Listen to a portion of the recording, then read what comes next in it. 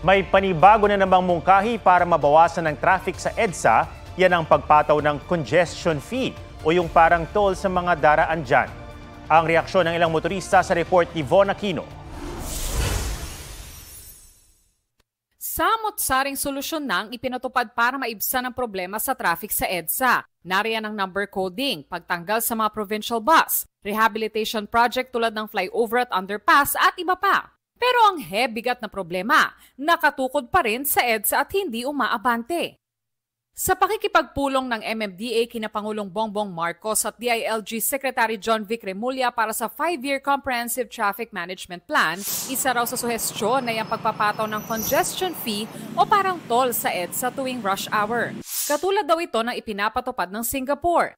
We understand sa ibang bansa tulad ng Singapore, may congestion charges talaga kung saan yung papasok po ng city certain hours, charge po nila ng fee para makapagdala ka ng sasakyan. This is to encourage use of mass public transport. Sagot ng Pangulo, maaring hindi pa ito napapanahon. Pwede lamang yan kung may alternatibo na, kung efficient na yung mass transport natin. Tinanong namin ang ilang car owners tungkol dito. Mga 20 pesos. Yung toll fee, okay na po yun. I'm willing to pay naman kung talagang mas ikakagaan naman ng everyday travel namin, lalo na sa trabaho.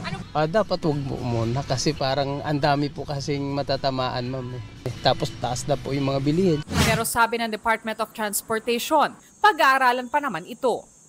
Isa pa sa mga solusyong ipatutupad para gumanang biyaya sa EDSA ay ang pagtanggal sa U-turn slot sa C5 Kalayaan na papalitan ng underpass. Kinumpirma rin ng MMDA na napag-usapan din ang pagtanggal ng EDSA bus carousel at pagdaragdag ng kapasidad ng MRT.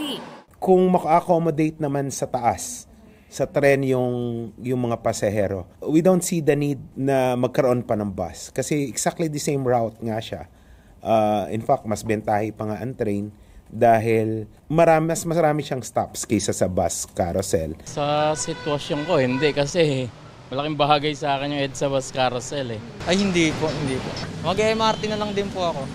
Pero paglilinaw ng MMDA, gagawin lang ito kapag naitaas na ang kapasidad ng MRT3. Von Aquino nagbabalita para sa GMA Integrated News.